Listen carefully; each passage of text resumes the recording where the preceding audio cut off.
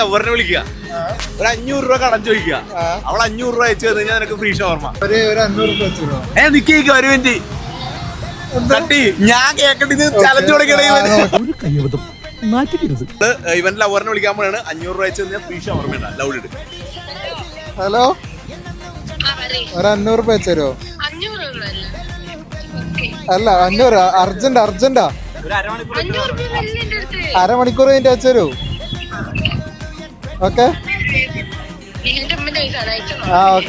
Okay.